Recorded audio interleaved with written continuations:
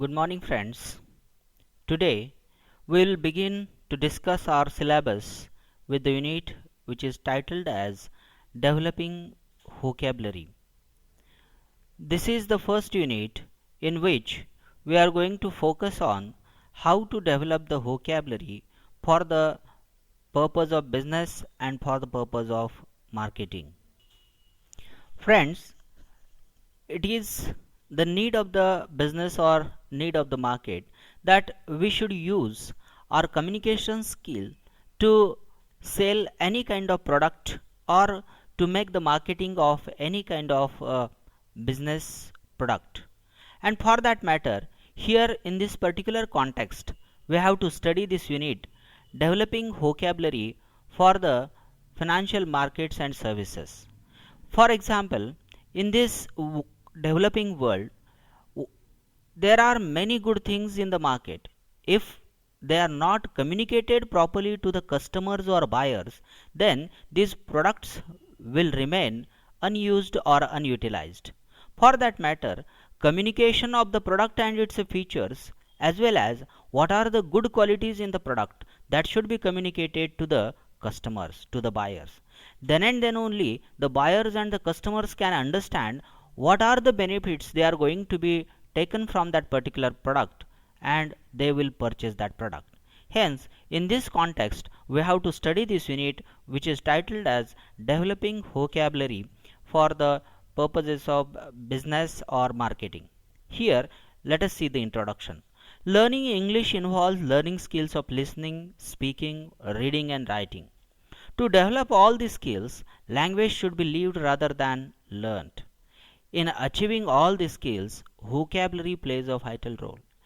From the above statement, you will find that how the vocabulary plays a significant role in everybody's life, because vocabulary plays a vital role in the production of the language, in the production of the sounds, in the production of the sentences.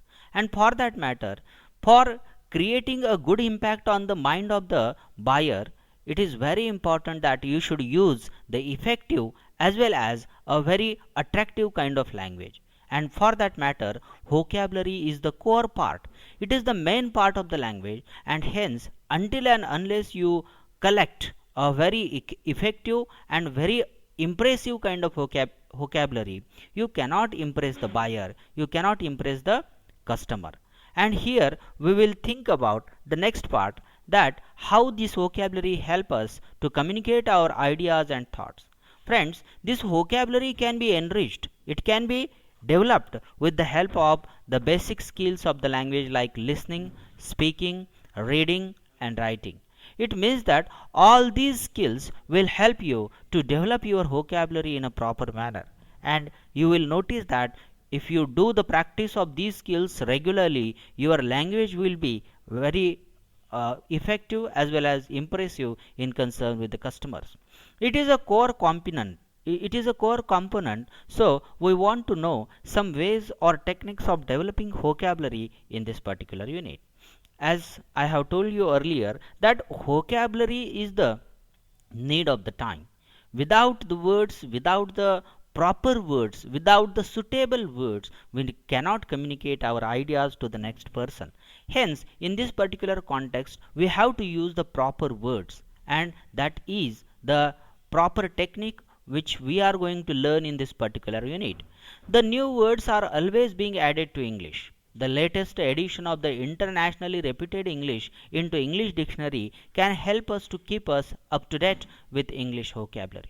It means that for getting more and more words, we have to refer the first of all a main source of the English vocabulary, that is called as dictionary. Dictionary has millions of words and it's a collection in it. However, one should know how to use the dictionary, because if the dictionary is there in the house but the person is not knowing how to use it, actually it will not work properly.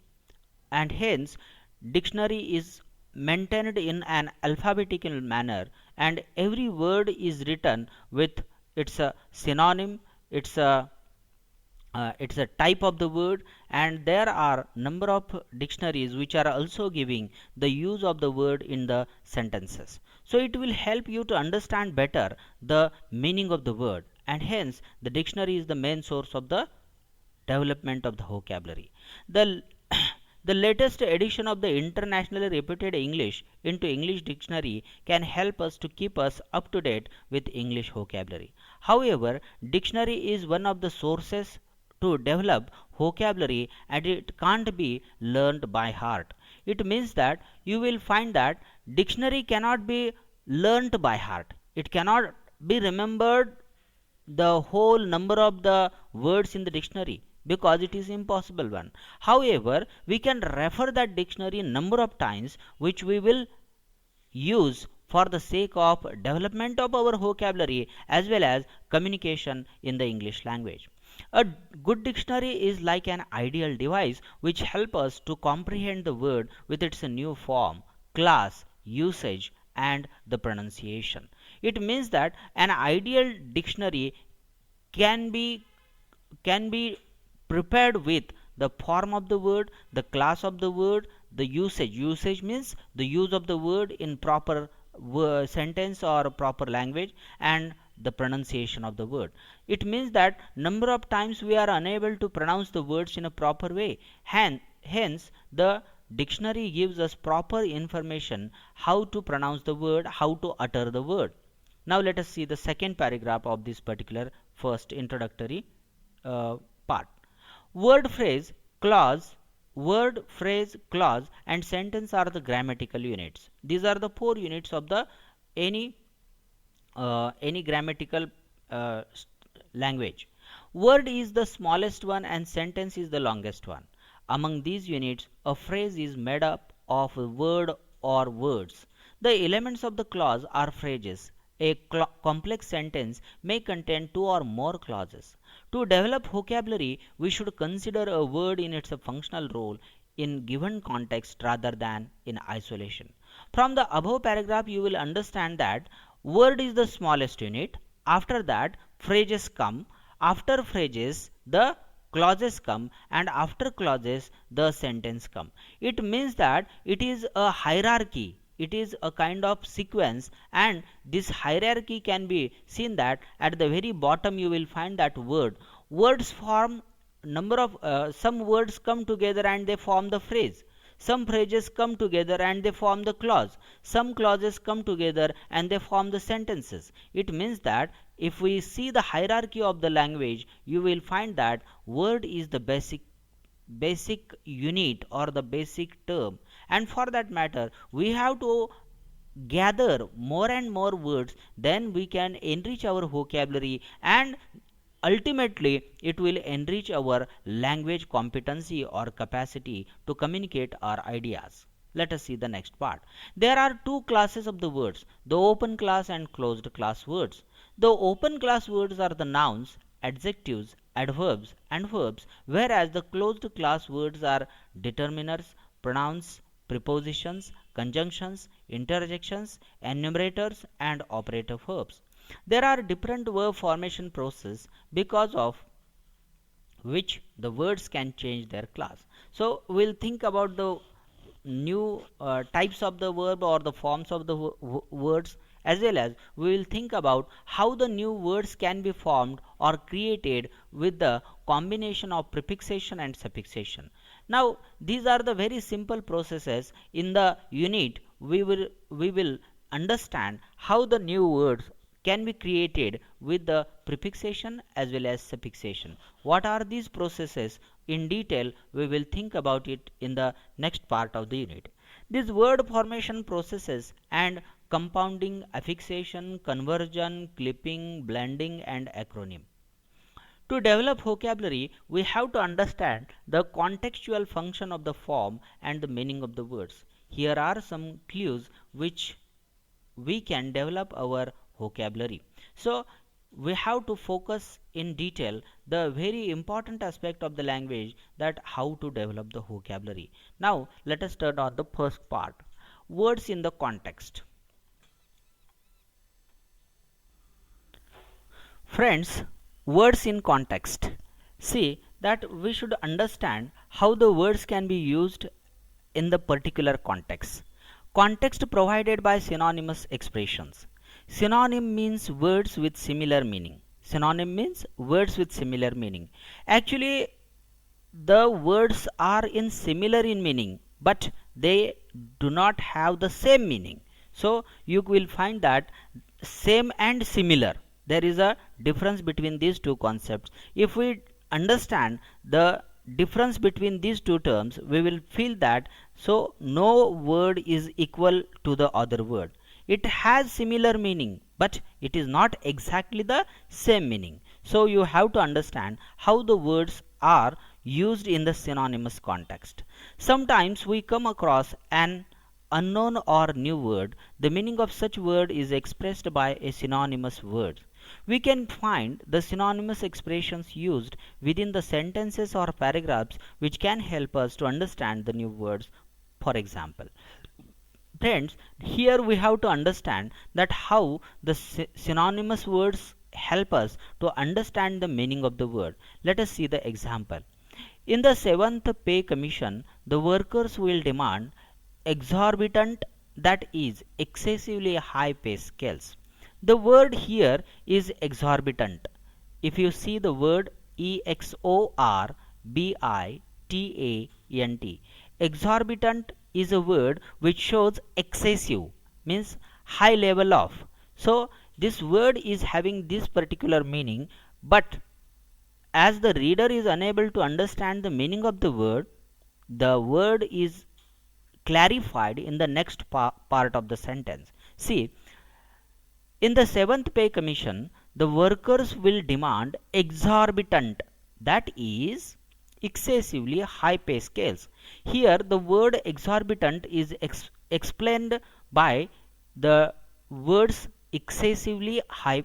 Excessively high, it means that the exorbitant, this particular concept is clarified in the same sentence with some other words. It means that exorbitant has synonyms like excessively high.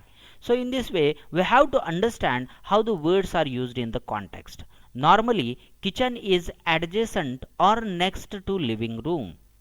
Here the adjacent word, adjacent means next to, is explained in the same statement, in the same sentence.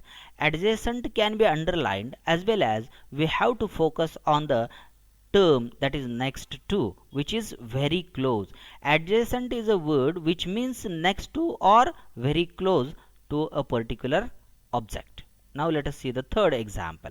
She did not want a lavish, that is expensive, party for her birthday.